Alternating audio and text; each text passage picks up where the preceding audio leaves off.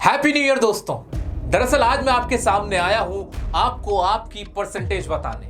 अगले 2 महीने बाद क्या आपका रिजल्ट होने वाला है, कितनी आपकी परसेंटेज आने वाली है, वो आज मैं आपको बताने वाला हूं। दरअसल कुछ साइंस होते हैं, कुछ ऐसे इंडिकेटर्स हैं जो आज ही फैसला कर देंगे कि आपका रिजल्ट कैसा रहने वाला है। आज अभी जहां आप खड़े हो ना, वो आपकी लाइफ का सबसे क्रूशियल पॉइंट है।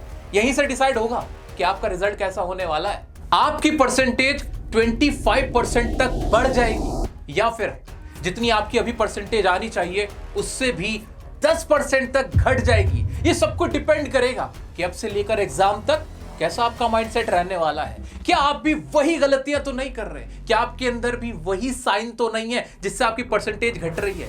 या फिर वो साइन कौन से हैं जो आपकी परसेंटेज को अब से लेकर एग्जाम तक में 25% तक बढ़ाएंगे? आइए जानते हैं।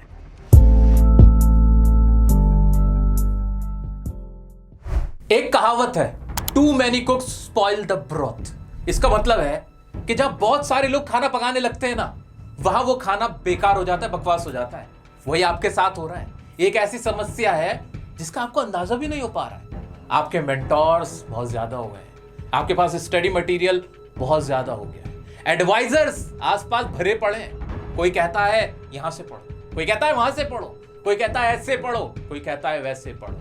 वो सब आपके सामने आके बैठ गए और अब आपको समझ ही नहीं आ रहा है कि किसकी बात माने, किसकी सलाह माने, कौन सही है, कौन गलत है, कौन सा मटेरियल सही है, कौन सा मटेरियल गलत है। लेकिन आज मैं इसका भी समाधान आपको देके जाने वाला हूं। आपको करना क्या है, अगर आप इस समस्या से जूझ रहे हैं ना, तो मान के चलिए आपकी प्रिपरेशन में खराबी होनी ही होनी है। आपका रिजल्ट डिक्लाइन होगा क्योंकि आपका टाइम वेस्ट होगा। याद रखिए, आपको किसी की नहीं सुननी है। सच्चाई यह है कि अगर आप 2 घंटे भी पढ़ लेते हो ना, तो उसमें आपको खुद अंदाजा हो जाता है, इतना कॉन्फिडेंस आ जाता है कि मुझे कैसे पढ़ना है। आपको तरीका पता चल जाता है। हर एक इंसान का अपना खुद का एक लर्निंग स्टाइल होता है। वो अपने स्टाइल में पढ़ता है, अपने स्टाइल में याद करता है, अपने स्टाइल में सीखता है। कोई भी एक सिंगल रूल सब पर अप्लाई नहीं हो पाता है। यही चीज आपको याद रखनी है और अपनी तैयारी करनी है। याद रखिए, 10 घंटे पढ़ना है, 12 घंटे पढ़ना है, ये सब स्कूल लेवल पे एप्लीकेबल है ही नहीं। कोई भी बच्चा टॉपर से भी आप पूछेंगे ना, रोजाना 10-12 घंटे 10th या 12th लेवल पर नहीं पढ़ता है। दरअसल आप एक बार पढ़ने बैठो, 2 घंटे भी अगर आप पढ़ लेते हो ना बीच में ब्रेक लेके, तो आपका कॉन्फिडेंस 7वें आसमान पे अपने आप जाएगा। आपका इंटरेस्ट अपने आप डेवलप होगा, चीजें अपने आप समझ में आने लगेंगी। तो किसी का टाइम टेबल फॉलो नहीं करना है। रात में पढ़ने का दिल है रात में पढ़ो, सुबह में पढ़ने का दिल है सुबह में पढ़ो। याद रखो, 10 घंटे का सोच के मत पढ़ो। तुम बस पढ़ने बैठो, 1-2 घंटे का सोच के बैठो। चीजों को सिंप्लीफाई करो। 10th और 12th लेवल बहुत बड़ा लेवल नहीं होता, यह आपको याद रखना है। आप नीट की तैयारी नहीं कर रहे, आप यूपीएससी का एग्जाम देने नहीं बैठे हो। आप तो बेसिक ही कर लोगे, ज्यादा आउटपुट निकाल लोगे। सो दोस्तों, हमारी सबसे बड़ी गलती थी हैविंग टू मैनी मेंटोर्स। और हमारी दूसरी सबसे बड़ी गलती है सैंपल पेपर। बहुत सारे टीचर्स हैं, ट्यूटर्स हैं जो आपसे कहते हैं सैंपल पेपर लगाओ। दरअसल सैंपल पेपर होता क्या है? ये एक ओरिजिनल पेपर जैसा एक सैंपल पेपर तैयार किया जाता है जो उतने ही मार्क्स का होता है, उतनी टाइम में आपको सॉल्व करके देखना होता है। हाँ, याद रहे, इसका ओरिजिनल पेपर से कोई लेना देना नहीं होता। कोई जरूरी नहीं है कि सेम क्वेश्चन उठ के वहां पे आने वाले हैं। अब इस सैंपल पेपर को सॉल्व करने में आपको तकरीबन 3 घंटे लगते हैं।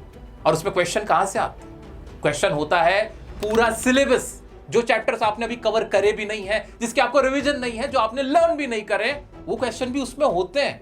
आप अटेम्प्ट करने बैठोगे, आपको क्वेश्चन आते ही नहीं होंगे। क्यों? क्योंकि आपका तो सिलेबस कंप्लीट नहीं हुआ। और उसके बाद आप क्या करोगे? आप 3 घंटे अपने लगा चुके होंगे और जिसमें आपके बहुत सारे क्वेश्चन गलत होंगे। आपका कॉन्फिडेंस डाउन हो चुका होगा, आपके कॉन्फिडेंस की धज्जियां उड़ी भी होंगी।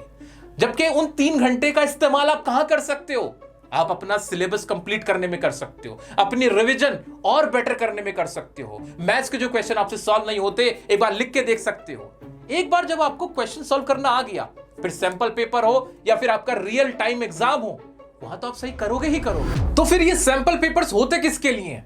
ये सैंपल पेपर्स उनके लिए होते हैं जिनका पूरा सिलेबस कंप्लीट हो गया है, सारे रिवीजन हो चुकी है, हर तरह के क्वेश्चन का आंसर अब वो जान चुके हैं। अब फाइनली वो खुद को टेस्ट कर रहे हैं कि एग्जाम सिचुएशन में मैं अगर क्वेश्चन के आंसर करने बैठूं तो पूरा क्वेश्चन पेपर कैसे सॉल्व कर पा रहा हूं या कर पा रही हूं। वो खुद को टेस्ट करने के लिए सैंपल पेपर का सहारा लेते हैं। लेकिन आपसे क्या कहा जा रहा है? सैंपल पेपर लगाओ, सैंपल पेपर लगाओ। सिलेबस की रिवीजन पूरी नहीं हुई है, आंसर पता नहीं है, और आप अपना टाइम, अपना कीमती, आपकी लाइफ का सबसे कीमती टाइम आप वेस्ट कर रहे हो सैंपल पेपर सॉल्व करने में, जबकि उससे क्वेश्चन उठकर नहीं आने हैं। इससे बेहतर है कि आप अपने जो चैप्टर्स आपके कवर्ड नहीं हुए हैं, जिनके सॉल्यूशन आपको नहीं आते, जिनके आंसर आपको नहीं याद है, आप उनके आंसर लिख लिख कर देखें। आपका कॉन्फिडेंस देखना ज्यादा बढ़ेगा।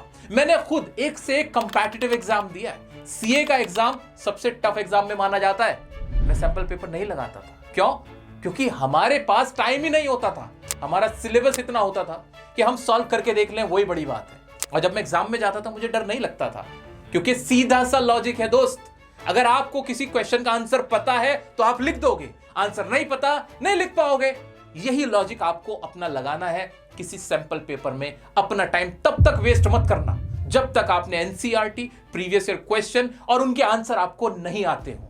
जब पूरा कवर कर लो, फुली प्रिपेयर्ड हो, then go for sample papers. Mistake number 3, NCERT की पूरी किताब लेकर बैठ जाएंगे पढ़ाई करने के लिए, स्पेशली जो आपके थियोरेटिकल सब्जेक्ट है उनके लिए। इनफैक्ट मैंने बहुत से लोगों को कहते सुना है कि अगर आप इंग्लिश की प्रिपरेशन करना चाहते हो तो एनसीईआरटी की बुक पूरा चैप्टर पढ़ो, इससे आपको कॉन्फिडेंस आएगा। तकरीबन एक बुक के अंदर ना 150 पेजेस है, 150 पेजेस, और जो उनकी वोकैबुलरी है ना, पूरा टाइम डिक्शनरी खोलने में लग जाएगा। अगर इतनी इंग्लिश आती होती तो फिर प्रॉब्लम ही क्या थी? सच्चाई ये है, इससे कुछ नहीं होगा सिवाय टाइम वेस्ट करने के। तरीका क्या होना चाहिए? मैंने जो आपको रिवीजन क्लासेस के अंदर लॉन्ग समरी, लॉन्ग आंसर्स कराएं, आप उनके रिवीजन करें। उसके बाद एनसीईआरटी के जो क्वेश्चंस हैं उनको देखें, उनके आंसर देखें कि सजेस्टेड आंसर क्या है, क्या वो आंसर मैं लिख सकता हूं, क्या वो आंसर मैं लिख सकती हूं। उसके बाद प्रीवियस ईयर क्वेश्चन क्या है, प्रीवियस ईयर क्वेश्चन क्या पूछे गए थे, क्या उनके आंसर मैं लिख सकता हूं, क्या उनके आंसर मैं लिख सकती हूं। अपने आप से सवाल करें, एक बार ऑडिट करके देखें। इंपॉर्टेंट वर्ड रखो, ऑडिट। याद रखना, ऑडिट का मतलब होता है एक बार गो थ्रू करना उस आंसर को और चेक करना क्या ऐसा ही आंसर मेरे भी माइंड में था कि नहीं। इससे कम समय में ज्यादा प्रिपरेशन होती है, ज्यादा क्वेश्चन आप अटेम्प्ट कर पाते हो। और इसके बाद जो आपकी सीबीएसई ने आपको क्वेश्चन बैंक प्रोवाइड किया है ना, और कॉम्पिटेंसी बेस्ड क्वेश्चन प्रोवाइड करे ना, उनको गो थ्रू करो, उनके सजेस्टेड आंसर देखो, या उनके आंसर क्या हो सकते हैं एक बार ट्राई करके देखो। ये एक सीक्वेंस है, ये एक प्रोसीजर है एक अच्छी प्रिपरेशन करने का। क्यों? आप हर टाइप के क्वेश्चन सॉल्व कर रहे हो विदाउट वेस्टिंग योर टाइम। अगर आप एनसीईआरटी से पढ़ने चले गए ना, एक बार अगर रोड साइड स्टैंड पोएम पकड़ ली ना क्लास 12th की, सर पे को जाएगी। इसी तरह से क्लास 10th वालों द ट्रीज पोएम उठा के देख लेना, कुछ समझ नहीं आएगा। एग्जाम में कोई आपसे नहीं पूछने वाला कि लोमोव ने चुबुकोव से जो लाइन बोली थी वो लाइन क्या वो लिख दो, ये आपसे नहीं पूछता है। वो सिर्फ और सिर्फ क्रक्स पूछते हैं। एग्जाम के आंसर आपको आने चाहिए, एग्जाम में क्या आपसे पूछा जाएगा वो आपको पता होना चाहिए। That's it. ये होता है सही अप्रोच, कम समय में ज्यादा प्रिपरेशन करना, लॉजिकल प्रिपरेशन करना। तो इस तरह की जो आपको एडवाइस दी जाती है ना, प्लीज बच्चों, जो सब्जेक्ट एक्सपर्ट है सिर्फ उससे राय लो, वो आपको बेस्ट तरीका बताए। मिस्टेक नंबर 4, जो प्रैक्टिकल आपके पेपर्स हैं जिनमें क्वेश्चंस हैं, फॉर एग्जांपल मैथ्स और फिजिक्स, उसमें बहुत सारे स्टूडेंट्स क्या करते हैं, सिर्फ उनको ऑडिट कर लेते हैं। दैट मींस सॉल्व करके नहीं देखते, बस ऐसे आंखों से पूरा उनका मुआयना कर लेते हैं। ऐसा करना सबसे बड़ी गलती है। ये किया जा सकता है उन क्वेश्चंस के लिए जो आपने बहुत बार सॉल्व कर रखे हैं और जो बहुत इजी आपको लगते हैं, उनमें तो आप ये प्रोसीजर अप्लाई कर सकते हैं। लेकिन आपके जो मैथ्स के क्वेश्चन होते हैं, जितने भी प्रैक्टिकल क्वेश्चंस होते हैं, उनको आप सॉल्व करके देखें। चाहे आपका इकोनॉमिक्स का पेपर हो, चाहे आपका मैथ्स का पेपर है, अकाउंट्स का पेपर है, फिजिक्स का पेपर है, उन सभी में आप एक बार खुद सॉल्व करके देखें, रफ राइटिंग में करके देखें। लेकिन आपको करके देखना ही है। जब तक आप प्रैक्टिकल पेपर को सॉल्व नहीं करोगे तो आपको कॉन्फिडेंस नहीं आएगा। Mistake number 5, most important questions या फिर एडवांस लेवल क्वेश्चंस, ये उनके लिए होता है जिन्होंने सब कुछ कंप्लीट कर लिया है, जिनका 100% सिलेबस कंप्लीट हो चुका है। अब उनके पास करने को कुछ नहीं है, तो उन्हीं क्वेश्चंस को बार बार रिपीट किया जाए जो हमने पहले सॉल्व कर रखे हैं, जो हमें आते हैं। ये आपके लिए कतई नहीं है।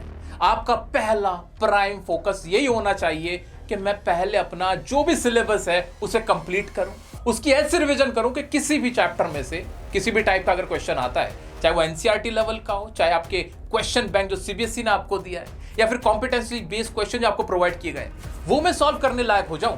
उसके बाद जो लोग बोलेंगे कि मोस्ट इंपॉर्टेंट है, एडवांस लेवल क्वेश्चन है, मैं वो तब देखूंगा या तब देखूंगी। उससे पहले तक अपना टाइम वेस्ट करने की कतई जरूरत नहीं है। याद रखना, जब तक आपका खुद का सेल्फ रिवीजन पूरे सिलेबस का ना हो, तब तक कोई मॉक टेस्ट पेपर, कोई एडवांस लेवल क्वेश्चन, कोई मोस्ट इंपॉर्टेंट क्वेश्चन आपके लिए कतई नहीं है। वहां सिर्फ और सिर्फ आप अपना टाइम वेस्ट करोगे। हो सकता है एक आधा क्वेश्चन 2-4 नंबर का एग्जाम में आ भी जाता है, लेकिन क्या उसके लिए अपने 3 घंटे व्यर्थ करना वर्थ इट है? ये आप अपने आप से पूछिए।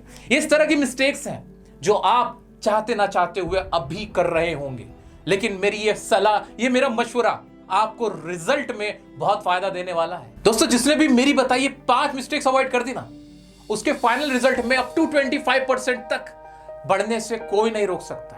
दोस्तों, मैं यहां खड़ा होता हूं ना आपके एक दोस्त के तौर पे, आपके बड़े भाई के तौर पे।